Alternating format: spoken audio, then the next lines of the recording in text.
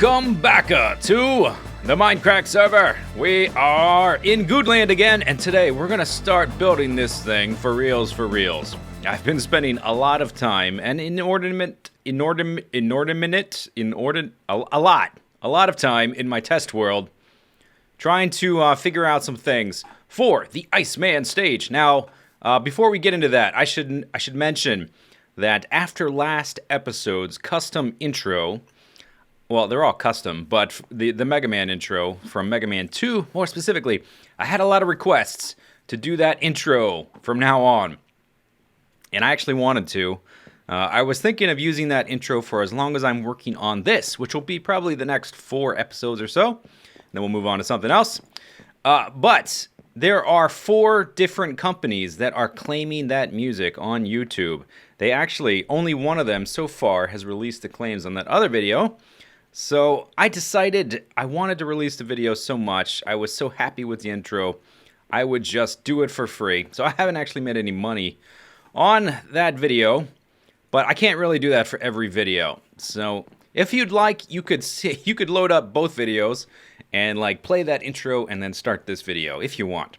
I did really like doing that video, and it's one of the reasons why I don't do music as often for YouTube videos anymore, because the system is designed in such a way that it's very easy to exploit by companies that aren't on the up and up. Some of them claim to be. Anyway, Capcom has put out a message saying they don't want to hinder Let's Players, and so I don't think it's Capcom saying, no, you can't use our Mega Man music. Anyway, today we're going to work on this. So I've been working in my test world on some circuitry. So we're gonna have this thing. You're gonna start the level. You're gonna hit a button, and that's gonna start a clock. The clock is gonna do certain things like fire dispensers with some arrows at you, which are gonna simulate some enemies, and some different enemies that are gonna. You like my visual aids here? There's gonna be some enemies that shoot at you. Do I have torches? Some enemies that shoot at you. And then other enemies that drop bombs down on you, TNT. And we'll work later with maybe some texture support with the resource pack to make them look a little bit more like enemies and less like dispensers, which is what they're going to be. So a clock's got to manage all that stuff, and it's also got to manage the songs. And I can do all of that. I know how to make timers. I know how to make RS NOR latches and basic circuitry before you start explaining how to make a repeater, know how to do that, know how to make hopper clocks. One of the issues I'm having is it is a little bit more complicated, and I may just, I think I'm going to ask one of our resident experts to help me out. But I think we can go ahead and start making the level and add in the circuitry behind it. Since I don't have to make the huge, bulky note block contraptions to simulate the music, I've been freed up quite a bit. Now here's where the level's going to start. You can see I've built this slime block tower thing, and it doesn't really work very consistently in multiplayer.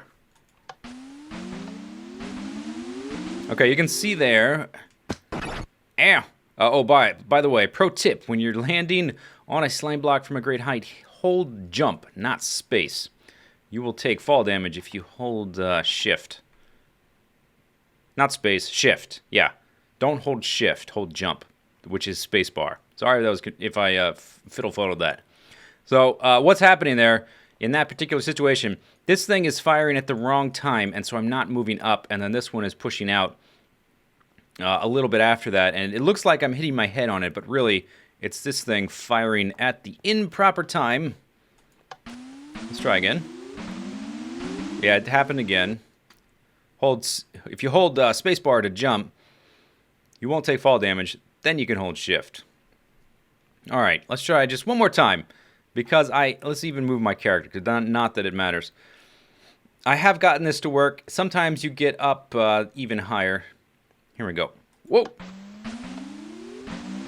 Okay, that time we were close. But anyway, I've tried varying the timing on the repeaters here. Basically, the whole thing tiles, and it's a very nice tutorial. I will try to remember to link the tutorial. I didn't design this thing.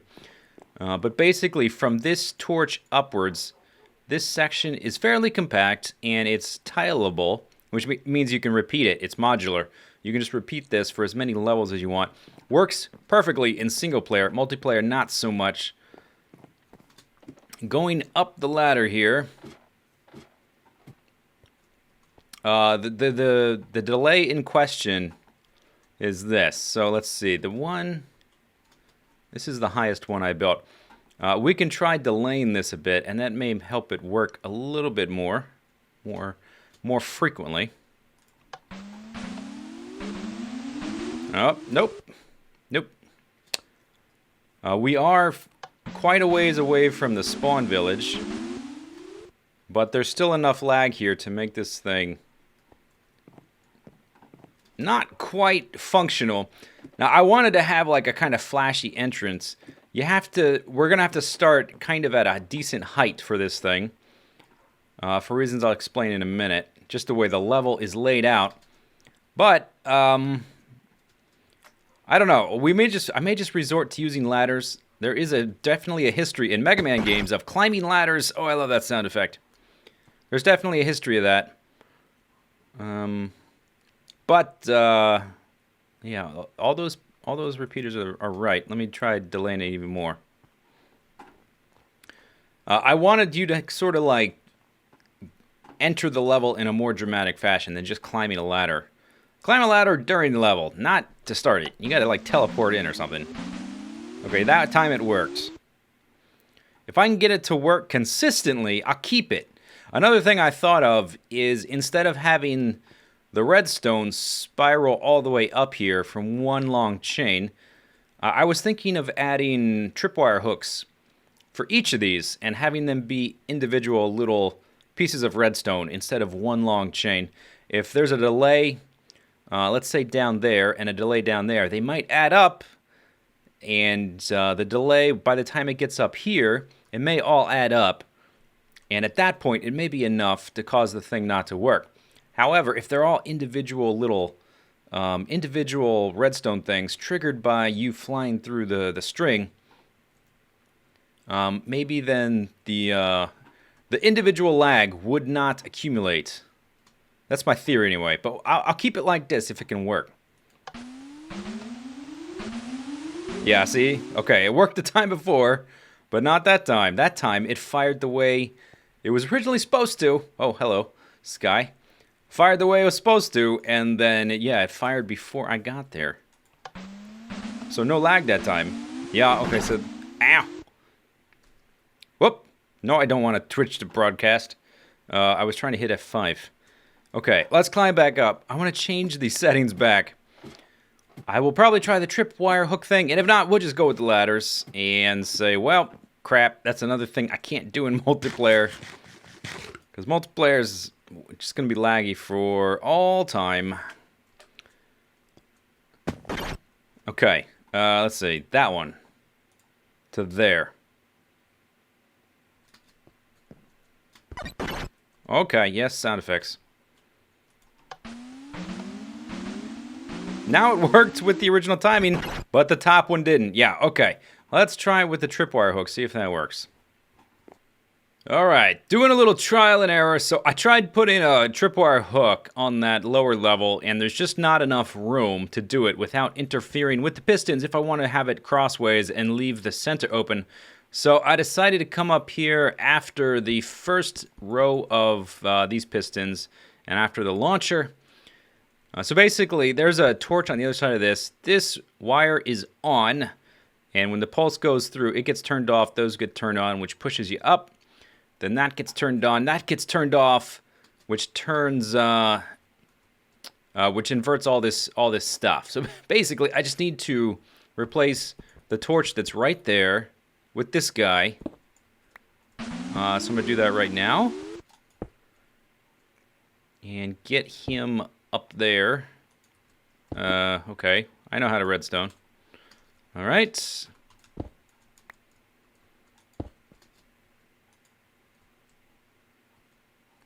Right, and then those should retract.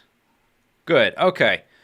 So none of the timings have really been changed. I may have to add a tick on one of these because there was an extra torch inverted there. Let's see what that does, though. We can do a little testy. Okay, thank you, sound effects. Actually, let me put that back just so it's easier to get into position. I can actually... I think I can put that there safely. Whoa! Wait a second. Oh, because it pushes the piston up. The sticky block got pushed up and grabbed a hold of the string and then pulled it down. Yeah. Turn my UI back on. Okay. That's something I didn't think about that. That's an issue. The thing is, I can't place it any higher because if it was up here, this is the original problem I had, the tripwire hook is going to power this block, which is going to power these pistons if we move it up one block. I think the whole thing might just not work, and I may just replace the whole thing with ladders. Fantastic. Be very, very quiet. If I move an inch, this may stop happening. I had this glitch before. I tried to record it. As soon as I moved, it stopped. This piston is freaking the heck out. I don't know what's going on exactly. Let's see if I can I step on it? I did a modification. I think I may have it working, actually. Oh, no, I fell right through. Okay, as you see, let me go back to the normal perspective. So, the tripwire hook didn't work along this way because oh, dang it. Why did I do that? Because when this gets pushed up, it pulls it back down. And I couldn't have it block higher because then the block holding the tripwire hook was activating the pistons. I suppose I could have just extended it sideways. Extend it sideways. That's actually a good idea. The thing I don't like about having it this way, even though it does seem to work, is that it obscures... This was just a bridge for me to walk across. Don't need that block.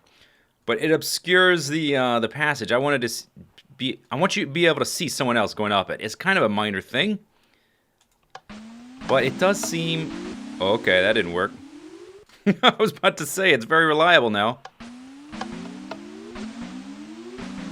At least it's more reliable. Okay, yeah, that's actually a better idea. Let me try moving the tripwire hook. I'm going to need more string. Before, the block was here and it was powering these. So if I just move the block out, like way over here, it should be fine. And then we can still just run the redstone wire right over there. Yeah, I think that may work. I'm going to try that. Because this is too visually unappealing to me. Oh, hello.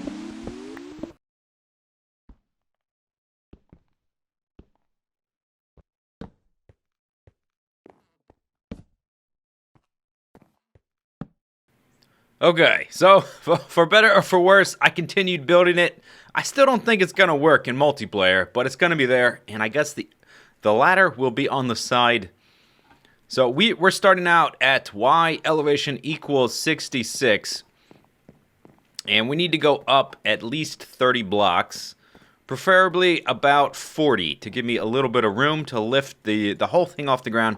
Okay, let's see if it works though first. And then we'll go about explaining the rest, or, the layout. Come on. Come on. Oh, no. Okay, that one didn't work. I've done... just a lot of variations, trying to get it to work right. The problem is, it's just not consistent. I don't know if that's down to server lag, or if I don't know, if there's some variability in the system itself. I think it's just server lag. And in single player, it'd probably work just fine. See, this time it works, but we didn't hit that one. Oh, now we went all the way back up. Oh, sure, you can just keep doing it this way. Kind of. Okay, one last try. Then we'll just go up the ladder. Come on. No, okay. All right, screw you two. So we need to go up at least 30 blocks. We're gonna end up. The level itself is going to be fairly high up off the ground, and I wanted to have a spectator component where if someone is gonna watch you go through it, then they can do so by basically just standing off to the side over there. So ideally, you would come up through here, and those pistons would push you here, and then the level would begin basically over here once we turn a corner, which I guess is going to be right about there. This wall is probably, I'm just going to get rid of it eventually because it's from the old design when I was using a lot of the node blocks. Okay, so you come, let's say, to here, and it's going to go out this way. So if I wanted it to scale exactly, I would need to come over probably 120 blocks if I wanted the whole thing to have the exact same proportions as the original Mega Man level. I think I can just do it this way. Yeah, let's just measure it out. I don't actually care that the proportions are exact, though. This section, there's going to be some, like I said before, some dispensers shooting arrows and dropping TNT. It should be fairly straightforward to get through, though. The most interesting part is going to be the parkour section with the disappearing blocks. But I definitely want to go over at least a full stack, 64. Let's see how far that is. If it's over the water, that really doesn't matter at all. And each section for the disappearing blocks is going to need to be approximately 15 blocks tall. I did a little some math to guess to figure out how tall that needs to be. So far, we've already come all the way out here. And basically, so how many times have I said basically? Probably a lot. There's going to be a few hills you climb up, and then there's going to be a water section, and then a few more hills. But we could truncate all that. Let's make it slightly longer. That was 64. 68. 7. Yeah, that's good right there. That's good right there. So then the whole thing is going to turn a corner like this. It's going to be a 2D experience, right? So you're going to be coming down here along this very narrow path. There will be a background along here, and people over in this direction will be able to watch you run through it, I guess. So we'll turn a corner here, and then maybe 10 or 15 blocks over. Something like this. And there will be a hole in the ground. And that's where you will drop down to the first parkour section, and you're going to land in a little bit of water to cushion your fall, and then you'll have to get through that disappearing block section to get through to get to another chute, which will be right there, to let you fall down to the bottom, and then it's going to go back along this exact what is this? This Z coordinate. You're going to be going along this, or I guess an X coordinate, but along the Z path of the coordinate system, but 30 blocks lower down there. And then there will be some kind of weird boss room. It's not going to be exactly like Mega Man. The whole point of the thing is just for the disappearing blocks over there. But there will be like a big snowball battle or something with a bunch of dispensers throwing snowballs at you. And if you win, you get the I defeated music, which I guess just gives you some fancy snowballs. If I had have just constructed that section by itself, I would have been done so long ago. Why didn't I just do that? I could have just done that. We could have made this whole thing so much simpler. Let's try this one more time. Sometimes it works. I've tried varying times. Every time I get to one of these, I'm like, oh, well, that didn't fire properly. I'll try an alternate timing. The problem is it doesn't always have the same timing issues. See, we didn't even get past the first one there. That was really weird. Really weird. Come on. Oh, okay. Had an issue there along that one. But I'm done fixing the timing. So let's just head out. All right, so I'm going to, off camera, I'm going to start filling out the basic layout of the level. And then next time we'll put in all the dispensers that, oh my god. Stupid king of the vines. King of the vine ladder. I don't have ender pearls because we don't have ender pearls. At least not in large supply. How do I get out of here? I guess I have to go up that and then over. Alright. Yeah, we'll put in all that stuff. We'll put in the pistons for the disappearing block puzzles. And then later we'll put in all the timing, all the redstone circuitry and stuff. But I think it's time to start working on the actual aesthetics of the level. Come on. There we go. Okay. So that kind of does it for today. I'm out of time. Hope you enjoyed it. Stay tuned next time. I promise we are going to build the actual level itself.